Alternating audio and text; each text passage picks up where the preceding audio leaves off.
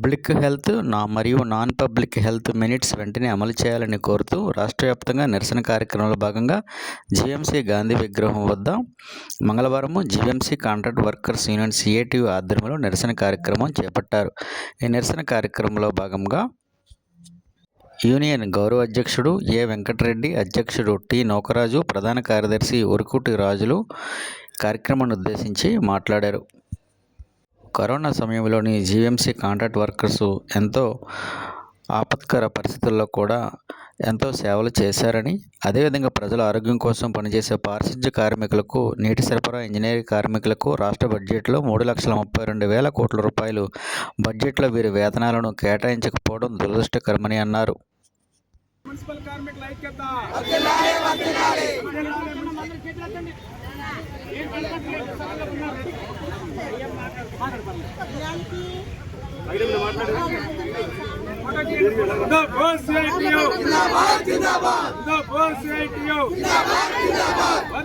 Municipal కార్మికుల ఐక్యత అన్ని విభాగాలను డెత్ పోస్టులు, రిటైర్మెంట్ పోస్టులు వెంటనే ఫిలప్ చేయాలి.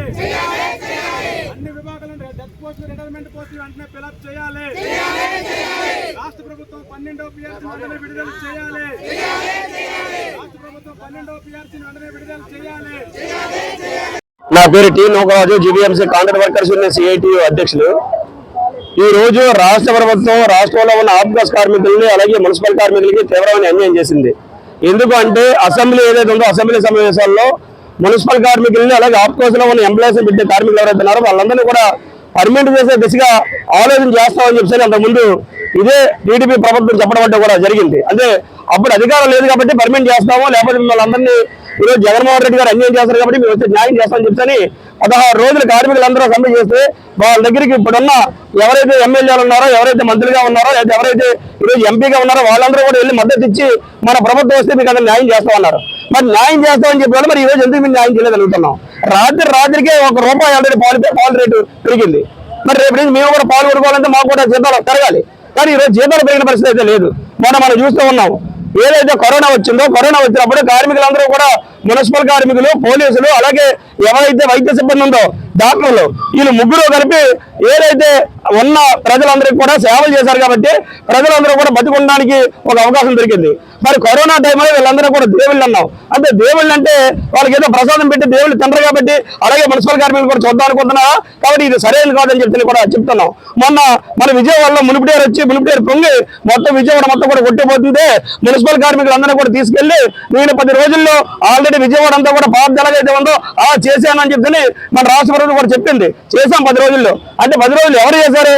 మున్సిపల్ కార్మికులందరూ కూడా వెళ్ళి అక్కడ ఉన్న ఏదైతే చెత్త కానీ చెదారంగానే అంతా కూడా బయటికి తీసి అక్కడ ఎవరైతే ఇల్లు అవి కూడా కోల్పోతారో వాళ్ళందరూ కూడా బయటికి తీసుకొచ్చి, అలాగే మున్సిపల్ కార్మికులు పాములు కుడుతున్నా, మున్సిపల్ కార్మికులు తేళ్లు కుడుతున్నా, అక్కడ ఉన్న బ్లీచింగ్ చల్లినప్పుడు చేతులన్నీ కూడా కాలిపోయినా సరే మాత్రం ఆ ప్రజల కోసం వీళ్ళ యొక్క ప్రాణాల సైతం త్యాగం చేసి ఆ కార్మికుల కోసం పనిచేసిన కార్మికులకి ఈ రోజు తీవ్రమైన అన్యాయం చేశారు. ఇది కరెక్ట్ కాదని చెప్పి అడగదలుచుకున్నాము. అలాగే ఆఫ్ఘాస్లో ఎంప్లాయ్ అనే పదం మేము పెట్టలేదు, రాష్ట్ర ప్రభుత్వం పెట్టింది. కాబట్టి ఎంప్లాయ్ అనే పదం ఉంది. ఎంప్లాయ్ పదం ఉన్నప్పుడు నువ్వు ఎందుకో ఎంప్లాయ్గా గుర్తించట్లేదు? వెంటనే మీరు 12వ పిఆర్సీ విడుదల చేయండి. విడుదల చేసి కార్మికులందరూ కూడా 12వ పిఆర్సీ ప్రకారంగా రాష్ట్ర ప్రభుత్వం నేరుగా జీతాలు ఇవ్వాలి. అలాగే ఇప్పటికే వీళ్ళందరూ కూడా 10 సంవత్సరాలు దాటిపోయింది పనిచేసి. కాబట్టి ఉన్న కార్మికులందరూ కూడా చనిపోతున్నారు. ఈ కార్మికులందరూ మీరు పర్మిట్ చేయండి. ఆ దిశగా మీరు కానీ ఆలోచించకపోతే రేపు 24వ తారీఖు నాడు విజయవాడ బయలుదేరుతున్నాం, 25వ తారీఖు నాడు విజయవాడ వస్తున్నాం. కాబట్టి 25వ తేదీన చెలో విజయవాడ కార్యక్రమం కూడా ఉంది. కాబట్టి దాని తర్వాత ఏ రాత్రి వేదన సరే మాత్రం రాష్ట్రంలో ఉన్న కార్మికులందరూ కూడా మరో సమ్మెకి సిద్ధమవుతారు. దానివల్ల ప్రజలకు ఎటువంటి అసౌకర్యం గురైనా సరే మాత్రం దానికి పూర్తి బాధ్యత రాష్ట్ర ప్రభుత్వం వహించాలని తెలియజేస్తూ ఉన్నాం. జీవీఎంసీ కాంట్రాక్ట్ వర్కర్స్ సిఐటి ప్రధాన కార్యదర్శి. ఈరోజు రాష్ట్ర ప్రభుత్వం మొన్న 14వ తేదీన బడ్జెట్ ప్రవేశపెట్టింది. ఈ బడ్జెట్ లో మున్సిపల్ కార్మికులు ప్రస్తావన లేకుండా ఈ బడ్జెట్ జరిగింది.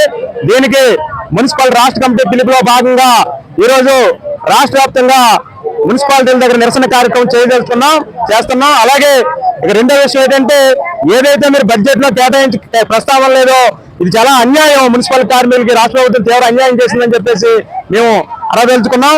అలాగే ఏదైతే ఇక్కడ నీటి సరఫరా కార్మికులు ఉన్నారు, అలాగే యూజీడీ కార్మికులు ఉన్నారు, ఈ కార్మికులకి ఎవరికి కూడా జీవో నెంబర్ 25 అమలు చేయడం లేదు. పబ్లిక్ హెల్త్ కార్మికులకి ఎక్స్గ్రేషియా 2 లక్షల రూపాయలు ఇస్తున్నారు. కానీ ఇంజనీరింగ్ కార్మికులకు ఎవరికి కూడా అమలు చేయడం లేదు. అలాగే వీళ్ళందరికీ కూడా కౌన్సిల్ తీర్మానం చేసింది. కౌన్సిల్ తీర్మానంలో స్కిల్ డే సెమీ స్కిల్ ఇవ్వాలని చెప్పి దాన్ని కూడా అమలు చేయలేదు. అలాగే వెటర్నరీ కార్మికులు ప్రధానంగా వెటర్నరీ కార్మికులు ఎవరైతే ఉన్నారో వాళ్ళందరూ రిస్క్ పని చేస్తుంటారు, డాగ్స్ పడుతుంటారు, స్నేక్స్ పడుతుంటారు. వాళ్ళందరికీ కౌన్సిల్ తీర్మానం చేసింది. చాలా ప్రమాదమైన పని చేస్తున్నారు. కౌన్సిల్ తీర్మానం జీవనంలో 30 అమలు చేయాలని చెప్పి తీర్మానం చేసినా అది కూడా అమలు చేయలేదు. అలాగే ఎంప్లాయీ అనే పదం పెట్టి మొత్తం మున్సిపల్ కార్మికులకు సంక్షేమ పథకాలు లేకుండా గత ప్రభుత్వం అన్యాయం చేసింది. ఈ ప్రభుత్వం కూడా అన్యాయాన్ని కంటిన్యూ చేస్తా ఉంది. వెంటనే ఎంప్లాయీ అనే పదం తీసి మొత్తం మున్సిపల్ కార్మికులందరికీ సంక్షేమ పథకాలు అమలు చేయాలి. అలాగే విశాఖపట్నంలో నగరం పెరుగుతుంది, విస్తీర్ణం పెరుగుతుంది, స్మార్ట్ సిటీ అలా పోయి మెట్రో సిటీ అవుతుంది. మెట్రో సిటీ అయినా కూడా ఇక్కడ మున్సిపల్ కార్మికులు సంఖ్య రోజులు తగ్గిపోతుంది. చాలా మంది చనిపోతున్నారు, చాలా రిటైర్ అయిపోతున్నారు. కానీ వాళ్ళెవరికి కూడా ఉద్యోగాలు ఫిలప్ చేయడం లేదు.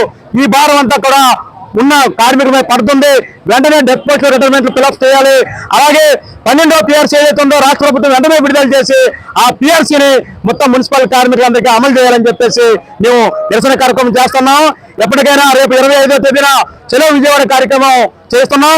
అప్పటికే ప్రభుత్వం దిగొచ్చి బడ్జెట్లో మాకు బడ్జెట్ కేటాయించి మా జీతాలు ప్రభుత్వం నేరుగా జీతాలు ఇవ్వాలని చెప్పేసి మేము అడుగుతున్నాం. కాబట్టి ఆ రకంగా అమలు చేయకపోతే రానున్న రోజుల్లో మొత్తం మున్సిపల్ కార్మికులు మరో సమస్య పడుతున్నారని చెప్పేసి ఇటు రాష్ట్ర ప్రభుత్వానికి ఇటు గౌరవ కమిషనర్ గారికి మేము డిమాండ్ చేస్తా ఉన్నాం. రాష్ట్ర ప్రభుత్వం 3,32,000 కోట్ల రూపాయలతోటి బడ్జెట్ పెట్టాము, చాలా అభివృద్ధి జరిగిపోతుంది అని చెప్పేసి చాలా ఎక్కువ మాటలు చెప్పడం జరిగింది చంద్రబాబు నాయుడు గారు. కానీ కష్టపడే వాళ్ళకి కడకాళ్ళు, కూర్చున్న వాళ్ళకి గుండెకాయలు అని చెప్పే పద్ధతిలో ఈ బడ్జెట్ ఉంది. యాక్చువల్గా కష్టపడేది నేరుగా ప్రజలకి సేవలు అందించేటటువంటిది మున్సిపల్ కార్మికులు. అది పారిశుద్ధ్య కార్మికుల, అండర్ గ్రౌండ్ డ్రైనేజ్ కార్మికుల, లేకపోతే నీటి సరఫరా కార్మికుల, ఇంజనీరింగ్ కార్మికుల, వీళ్ళంతా కూడా నేరుగా వీళ్ళు సేవలు అందిస్తూ ఉన్నారు ప్రజలకి. వీళ్ళు అనేక సంవత్సరాలుగా 30 సంవత్సరాలుగా పనిచేస్తూ ఉన్నారు.